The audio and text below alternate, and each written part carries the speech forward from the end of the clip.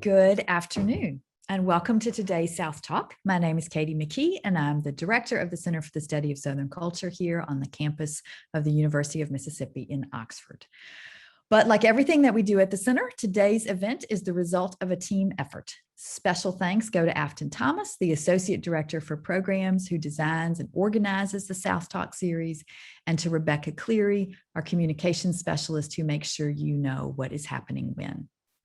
Today, we have invited our colleagues and neighbors from across the street at the Department of Writing and Rhetoric to join us for a timely conversation about the function and power of language and how we construct our campus lives, a conversation that fits squarely within this year's programming theme, Mississippi Voices. LaToya Faulk has been a lecturer in composition and rhetoric here at UM since 2015. She has a BA in English and an MA in the critical study of literature and pedagogy from Michigan State University. Although today, LaToya is engaging the chair of her department about a book he has written, I would be remiss not to point out that LaToya is quite a writer herself. You'll want to check out her essays in Scalawag and the Southwest Review and at the Common, where you can find her eloquently taking up a range of topics. LaToya, this is handoff. Afton handed off to me, I'm handing off to LaToya, and she's going to take it from here. Thank you. Thank you, Kate. I also want to thank Afton and Rebecca for organizing, and a special thanks to the Center for the Study of Southern Culture as well. It is such an honor to introduce Stephen Monroe, who, as Kate mentioned, is the chair of the Department of Writing and Rhetoric at the University of Mississippi. He is also my boss, and it is such a joy and a wonder to work in the Department of Writing and Rhetoric. Monroe is also an affiliated faculty member in the Center for the Study of Southern Culture. He is a steering committee member for the Sarah Isom Center for Women and Gender Studies, and the director of the Willie Morris Award for Southern Writing. His book, the book that has afforded us the opportunity to come together right now, is called Heritage and Hate, Old South Words and Symbols at Southern Universities. And it was published this past June as part of the Rhetoric, Culture, and Social Critique series from the University of Alabama Press. So thank you, Stephen, for your scholastic contributions and for joining us on today. So I'm gonna just, go ahead. Hi, LaToya, thank you. Honored to be here. Hi, everybody. You're welcome. So I found your book to be highly useful and a joy to read. And this is coming from someone who wasn't born in the South, but like other African Americans, my grandmother, who migrated to Michigan from Wetumpka, Alabama, would tell stories about her time in Alabama, living on a farm. And, my grandmother had some, complicated relationships with, the South in which she was born. But what your book does is that it reminds readers that language is about identity and culture and place. And if we examine language closely, it can tell us a lot about the living philosophies of a people. I'm hoping that you would tell us a bit about the origin story of the book. So what led you to exploring Southern rhetoric, particularly, as you would call it, Confederate rhetoric? Sure, yes. As best I can remember, the genesis of the book for me was an event kind of like this, only we were in person back in those days, in the early 2000s, when the poet Lucille Clifton came to campus. I think it was Ann Fisher Worth who brought her to campus, and we were over in Bondurant for her talk. And some of you might have been there. It was a wonderful talk, but before she started, she was just kind of playing with words, and she said, well, Ole Miss. I'm happy to be at Ole Miss, I suppose. I guess I am. Maybe I'd rather be at New Miss, but Ole Miss is okay too. And it was just a playful kind of warm up for her. But for me and a lot of people in the audience, it was like, oh, what, because she was questioning or interrogating an orthodoxy, our very name for ourselves. And at that time, I was new to the community, and I had not really thought much about the nickname, and wasn't really forced to think about it as a white man. It was just, in my mind, an abbreviation for Old Mississippi. But after Clifton played around with those words, I started to look around and ask people and think about the term more and learn more. The projects really grew from there. It took a long time to grow, but that's really the moment that it started for me. Thank you. So alongside that, you sharing what moved you toward an interest in, Southern rhetoric. And the second question is also a question that is pertinent to me as a writing instructor. And we work in a department that fosters productive literacy practices among our students. And so I'm really interested in, from that moment where you, heard the writer who was brought on campus mention, Old Mississippi and New Mississippi. What was the writing process like for you? So what did it look like for you to begin penning the book and doing research? And you finished this book under the weight of a pandemic, and I think that's quite awesome, right? So as a writer and a researcher, what was that process like for you? Well, so I see a lot of great writers on this call, and I would love to hear everybody's thoughts. But for me, writing's very difficult. It takes me an hour or two of reading to get to even 30 minutes of writing, and it's tough work. And I'm really interested in it, as you are, as a teacher of writing, because we're trying in the Department of Writing Rhetoric to help our students find their voices as writers and speakers, and also find their own writing processes. For me, I had a lot of help from my friends. We've got a really supportive department, and I have been chair during this writing period. And when you're a department chair, you don't have a lot of time to gather your thoughts, because there are always issues that are popping up, and we've got a really big department, one of the biggest on campus. So there's always something to do. And I'm a procrastinator. And if I can procrastinate productively while doing my job, hey, that's even better.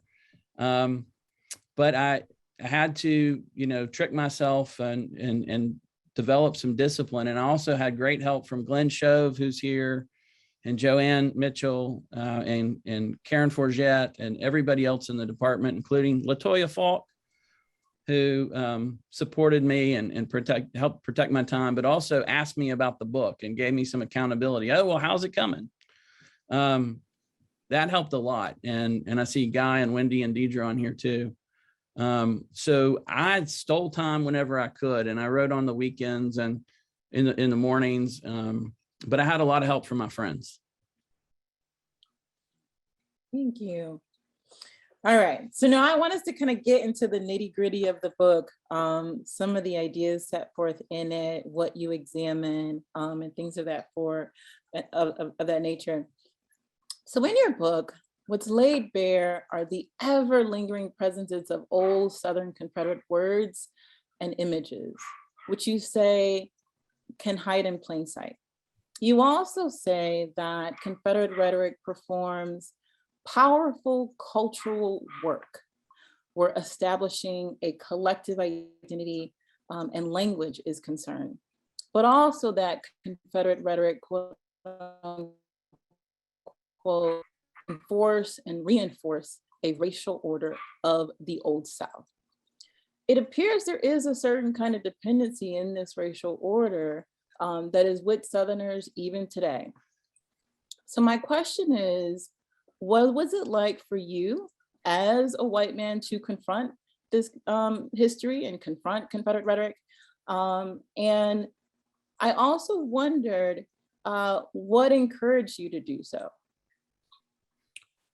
Well, it was at times unpleasant and painful, but and discomforting. But as a white man, I've always felt nurtured by predominantly white institutions, including the University of Mississippi.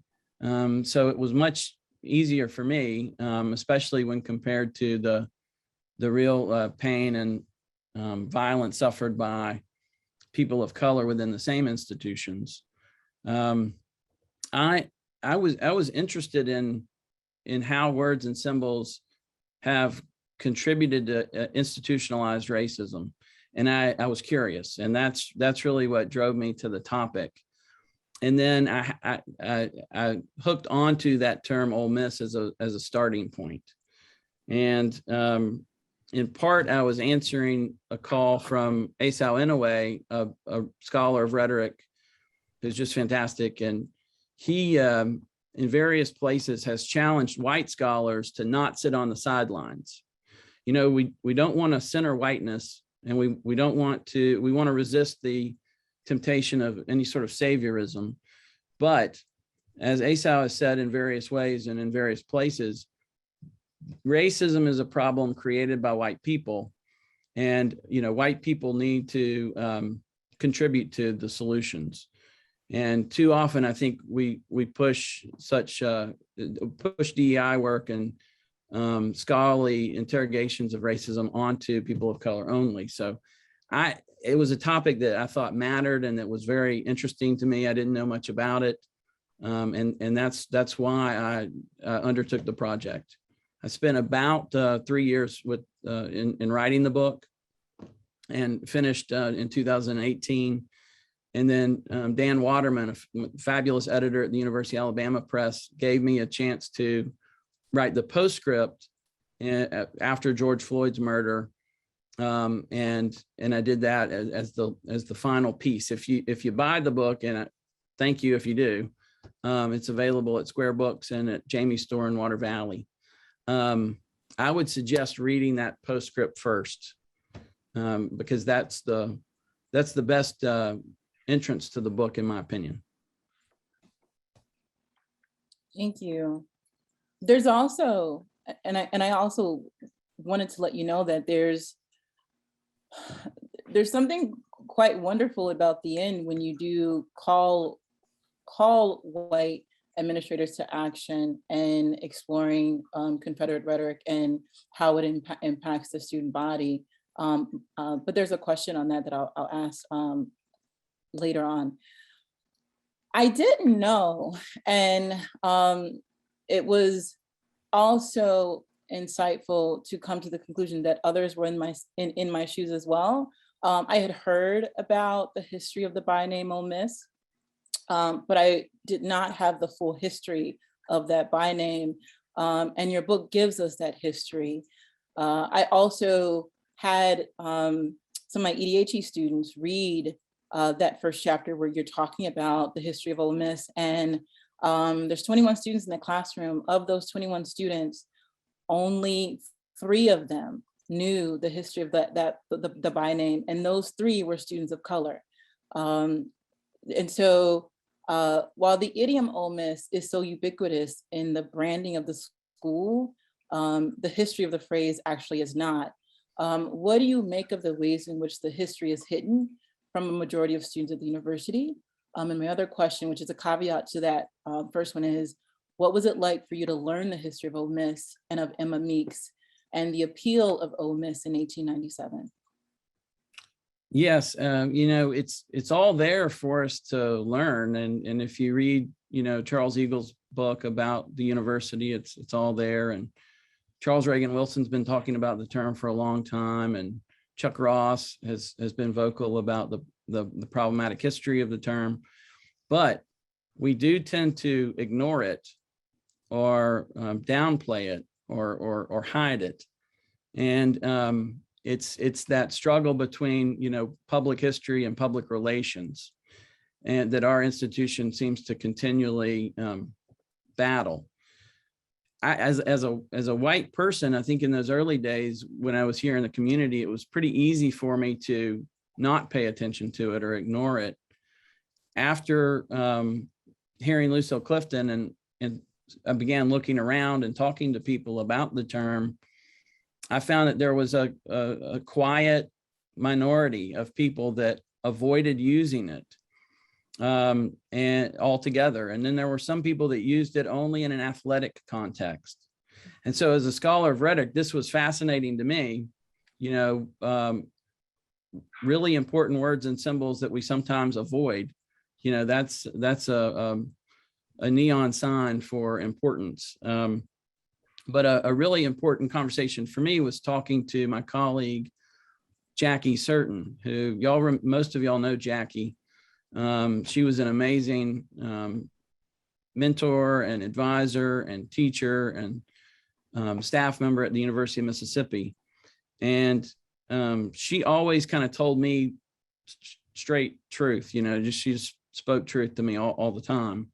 And when I told her what I was working on, she told me this story that I include in the book and that I can summarize now. She loved this place and worked hard here for years. And she used the term Ole Miss early on.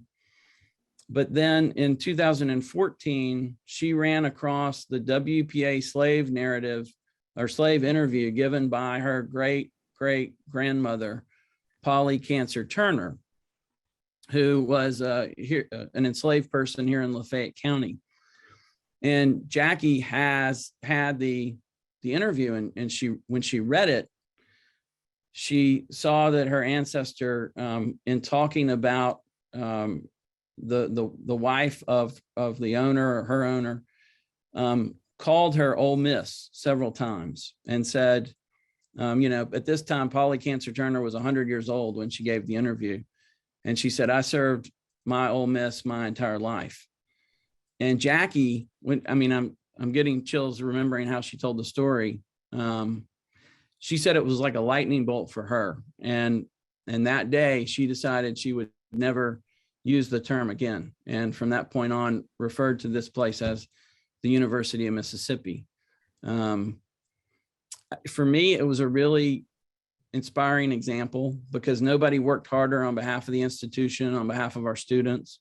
She bought into this place and did so many good things for us and for our students, but she rejected all of the Old South crap and nostalgia and was in a very determined way avoided using that term from that point forward.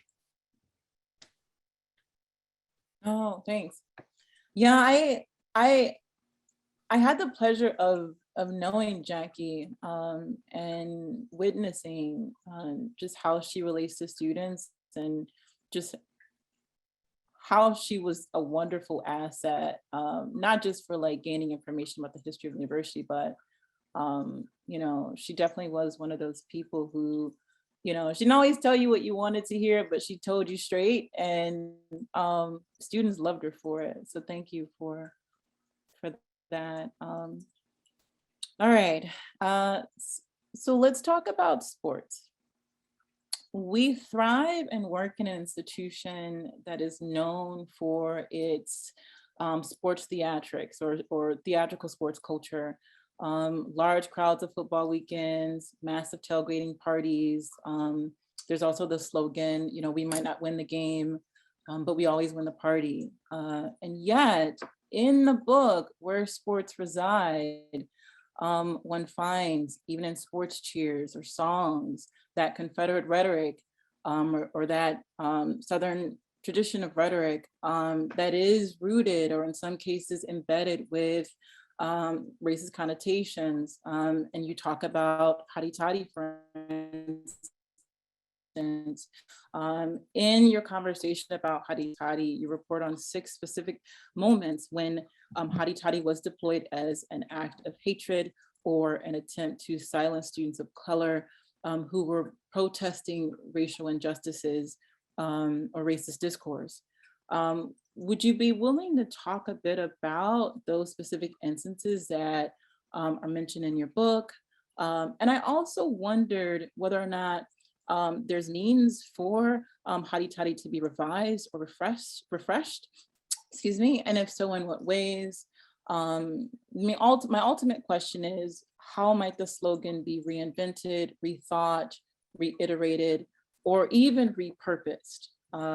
And this really goes toward the claim that you make in the book, where you say that all Confederate rhetoric must be exposed and either reconciled or rooted out to avoid future racial eruptions. Yes, this was a surprise to me. Bob Cummings read an early draft of the book. Thank you, Bob. And he pushed me to think about our sports culture in the South. And so I began that process, and the Hotty Toddy chapter, it was a complete surprise what I found while I was researching it. As you mentioned, there have been 6 or 7 at least moments in the history of our institution when that cheer has been weaponized as hate speech by white students against Black students. And I'll give a few examples, and it's a full chapter in the book if you're interested. But in 1962, when James Meredith came to integrate the University of Mississippi, we have multiple reports, including one from an FBI agent, of the Hotty Toddy being used in various ways at that moment. And Curtis Wilkie remembers that the moment before the violence started, the Hotty Toddy was there. It was being used by the students outside the Lyceum. Fast forward to 1982. James Meredith comes back to campus for the 20th anniversary celebration in Fulton Chapel, which was a big event, a success in many ways. But when Meredith began talking about the Confederate flag and Colonel Reb and some other symbolic progress that needed to be made, a large number of white students got up and left and went outside of Fulton Chapel, and they began shouting the Hotty Toddy. Don't know if he heard it again then. It was 20 years later. And then there are other moments, but the one that most of y'all will probably remember is from 2012 when President Obama was reelected. And that night there were clashes between white and Black students on campus, and reports of the Hotty Toddy being used by white students against Black students.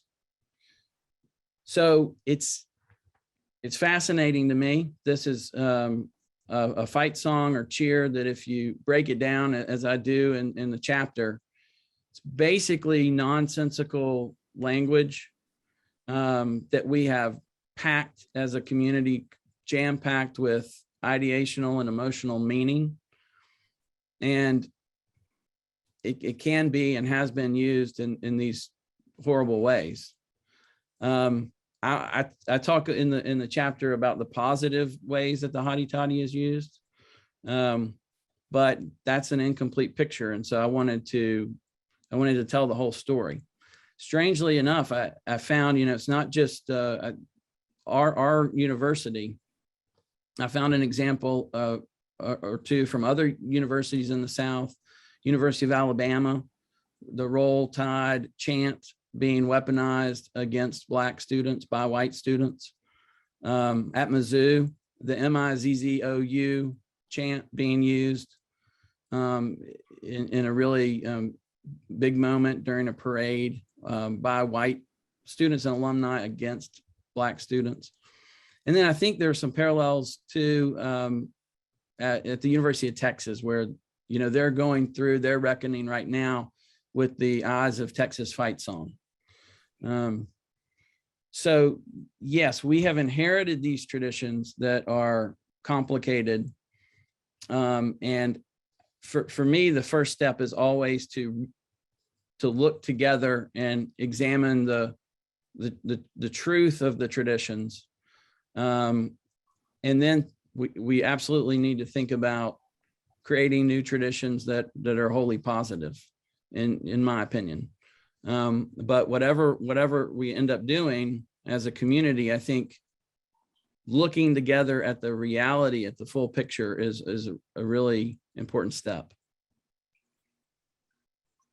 Yeah, well, thank you. All right, 2 more questions. And then I am going to open up the floor for our audience members to ask questions. So when I read the book, it reminded me of White Fragility by Robin DiAngelo.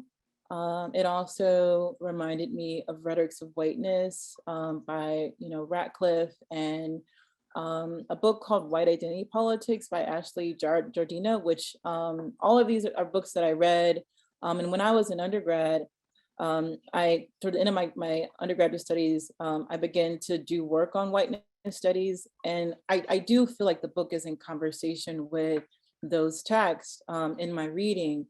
The book also seems to be on a quest for white Southern revision, and to ask white Southerners to be in conversation with each other about Southern culture, about Southern rhetoric. And it made me think a lot about my students here at the university. And so my question is, what role does education play in providing students with alternative narratives and exposures to voices of people of color to counter some of the racist discourse and Confederate rhetoric that you explore and analyze and interrogate in the book? And what exactly is the role of white Southerners in addressing racial inequities? And you mentioned this earlier, you talk about it,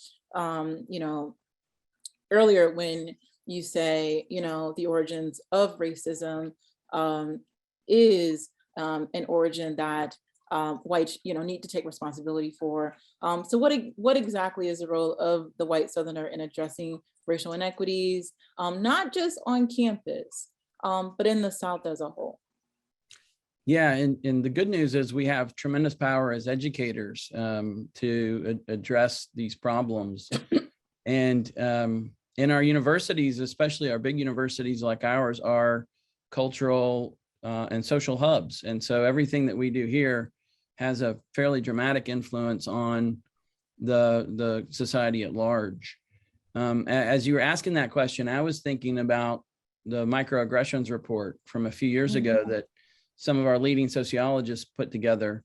It's incredible. And I think we all need to read that microaggressions report.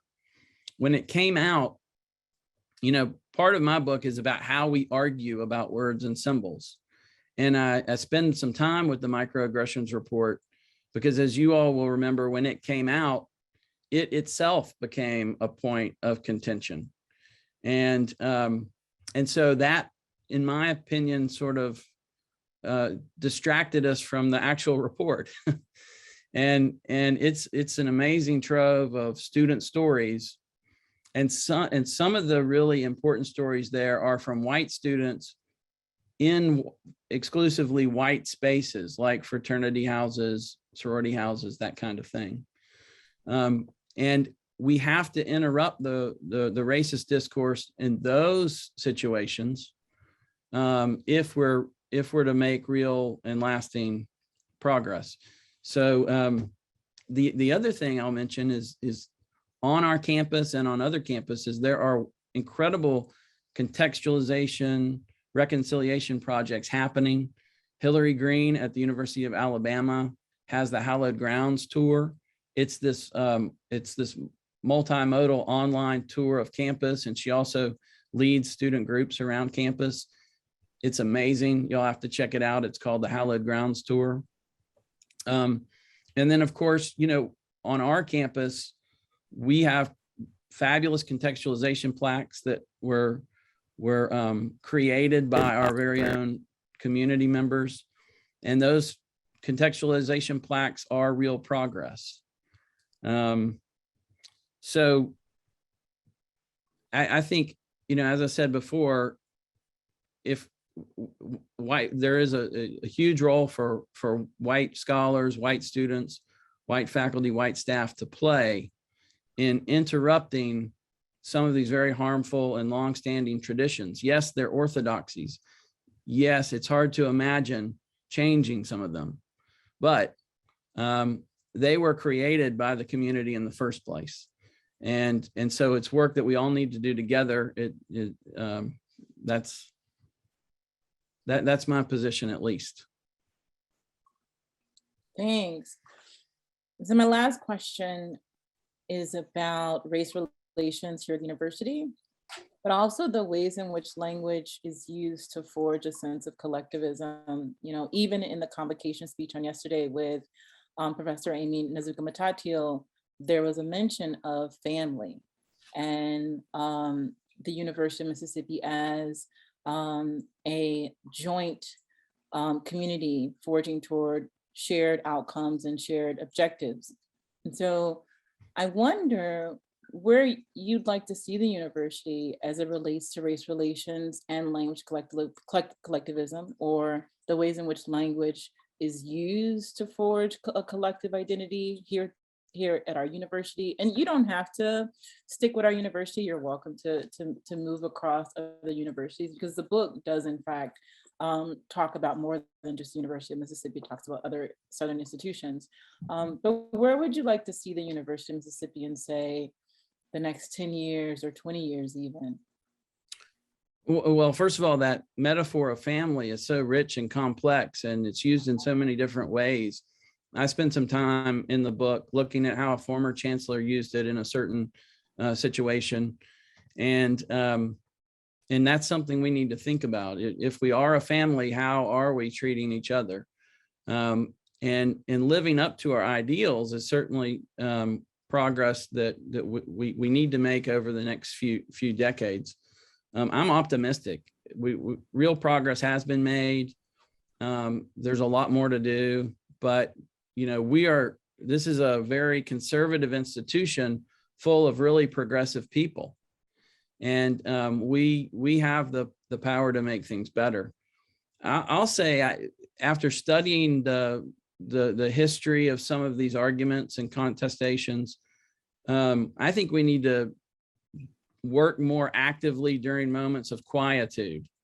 And some of this is happening. If you look at the division of diversity and community engagement, the work Shambota's doing with Castell and Cade and Rashonda, they're doing the work even when there's not a crisis. And that's critical, because in the past, we've often just waited. We haven't wanted to talk too much about race until there was some terrible eruption of racism. And we need to move beyond that, in my opinion. When we minimize or isolate eruptions of Confederate rhetoric, for example, we're at our worst, our weakest. When we talk about them, think about them, reconcile them, that's when we're at our strongest and best. And so moving from an institution that cares first about public relations to an institution that cares first about public history, that's where we need to go.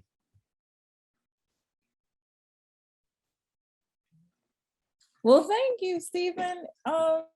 It's been a joy to just listen to you. I appreciate your responses to the questions I've asked. And Afton, is it okay to go ahead and open the floor? Okay, thank you so much.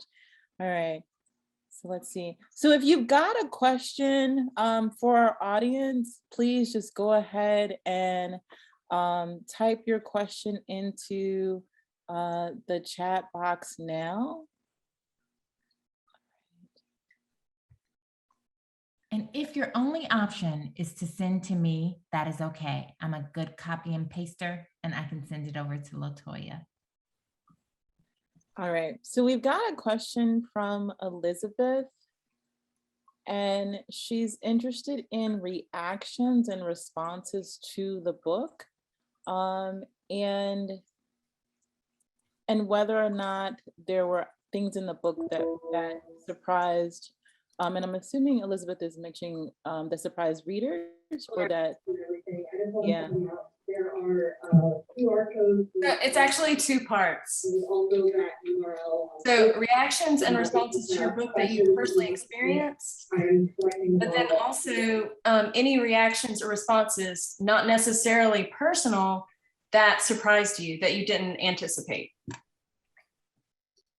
Hi, Elizabeth. Thank you. Thanks for everything you did to help me with the book too. A great editor. If you ever need a great editor, go to Elizabeth Penny. So, I didn't know what to expect. I kind of blocked out. I knew I was writing something that might be controversial because it was an interrogation of an orthodoxy that was beloved and cherished by many on our campus. So I just had to block it out and not think about it. And every once in a while I would say to Dr. Ann Monroe, hey, should I be worried about this? And she would say, don't worry about it. White supremacists don't read books. That's what she said. and she also promised me that, she was on my side no matter what. And then I had the great support of my colleagues who they all knew what I was working on. And so far it's been incredibly positive. I've had great support from some mentors and heroes like John T. I see John T. on there. People have been extremely kind and gracious, and it speaks to the great positivity in this community, and all the potential that we have. I think so many of us are ready to move beyond these negative inheritances and to build a new place that's better. Thanks, Stephen. The second question is from Laura, and it's a question that I've actually thought myself when it comes to branding. So Laura asks, what do you think we can do about the branding of the university? How, for example, can we encourage the school stores to produce and sell more merchandise that says University of Mississippi instead of Ole Miss? And what about the email domains? Yeah, this comes up again and again, and it's something that made Jackie very uncomfortable. She felt antagonized by the nickname. Mm-hmm. And yet, every day when she logged onto her email, there it was.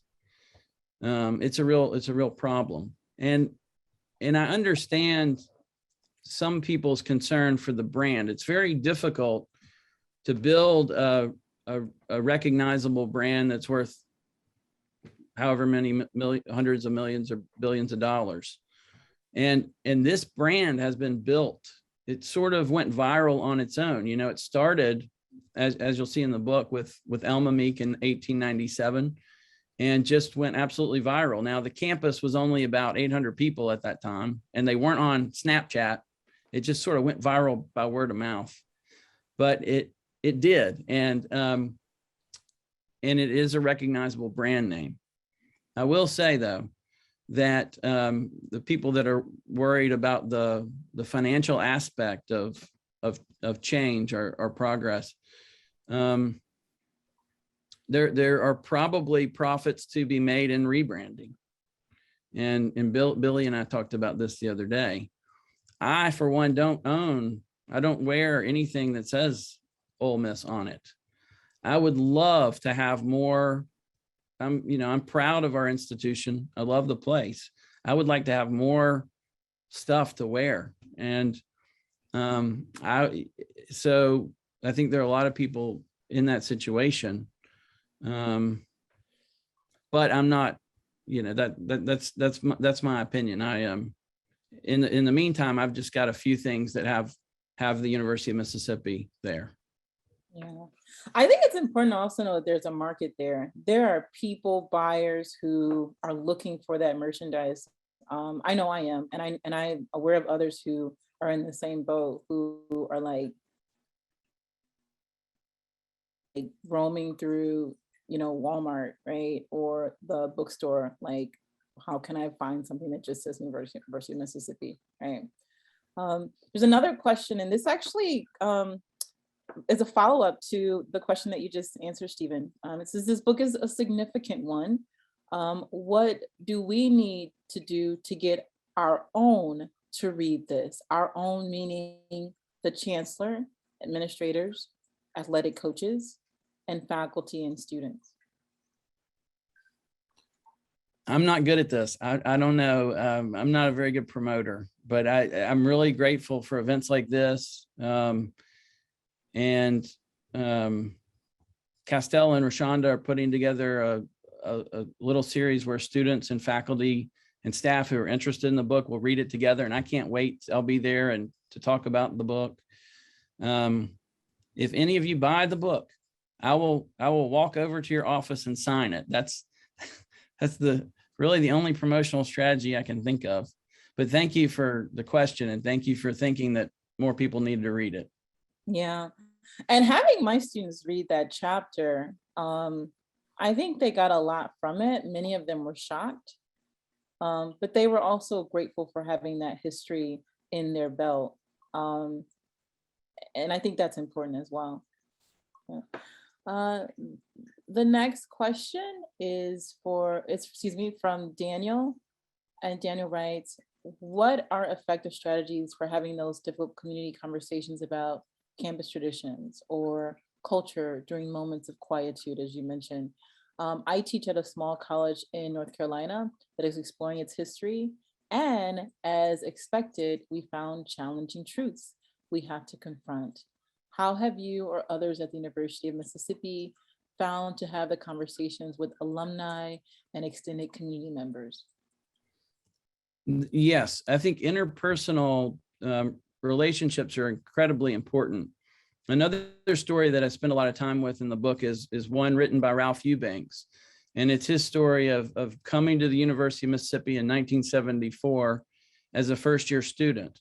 And Ralph is African-American Mississippian, and his dad brings him up to the dorm room, and he finds a white roommate there who's already hung a huge Confederate flag, which was a very mainstream, it was mainstream decor. And then he tells the story of what happened from there. And it's a very powerful story. And I gather others in the book,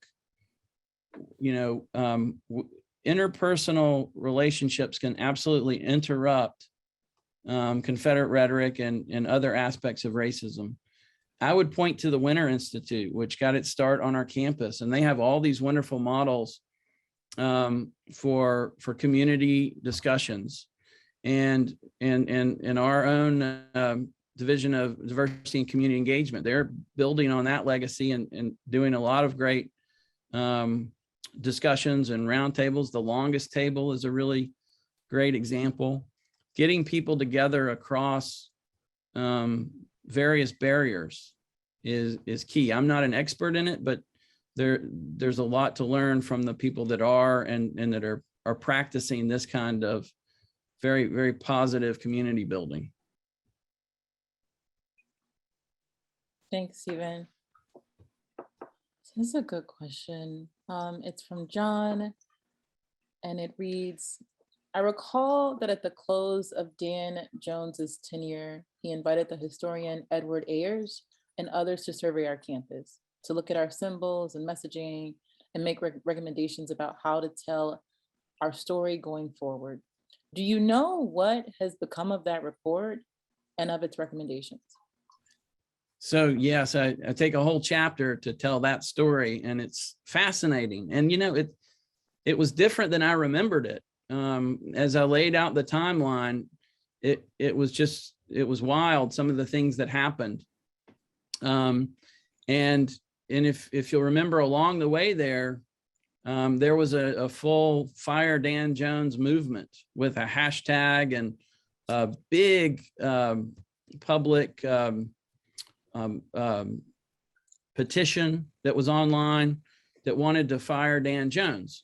And they attacked him because he rejected only one major recommendation of that report. It was the recommendation to rethink the term Ole Miss. And he defended the term Ole Miss very vociferously with Ross Bjork out in the Grove, and I analyzed that entire video in the book. But some of our conservative community members attacked him actually for defending the term, just because they were so afraid that the term was being threatened at all. And it's a fascinating story. It's long and winding, but if you're interested in it, it's detailed in the book. Yeah. And I should let you guys know, definitely go buy the book, but you can also access it from the university's library.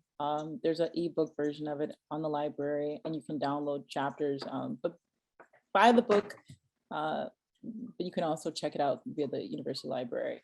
All right. Shambhoda is here, and she wanted you to know that she will be suggesting your book, Stephen, as a common read for our future first year students. So just a big shout out from Shambhoda to say, hey, just want you to know that book is a suggestion for the common read. Yeah. Well, we want to thank you guys for joining us. This has been such a wonderful conversation and a pleasure, Stephen. So I'm going to go ahead and turn it over. Oh, hey, go ahead, Stephen. I just want to thank everybody for coming on a busy day. And I know it was a heavy subject. Thanks for being here and being interested, and go enjoy the weather. It's amazing out there. Great. I'm Mary Hartwell. I am going to unpin you all so you can see all who came today.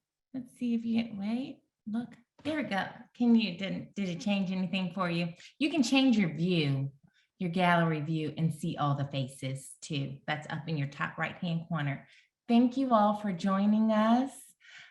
We ended before 1 o'clock, but it was a rich discussion. Thank you, Stephen. Thank you, LaToya, for the thoughtful questions and commentary. I hope everyone, even if you haven't read the book, will go get it from your local bookstore or from the library. That was a great point. It is accessible there as well. And what I want to say before letting you go is that, Stephen, hearing you talk about the birth of the book, how it came to be, how it came to fruition, going to a talk, the microaggressions report, the scholarship that happens here is why we produce and put on SouthTalks, is to inspire students, faculty, and staff to connect with each other, to not feel alone in ideas, and then to go out and create. So thank you very much. And you all have a great Wednesday.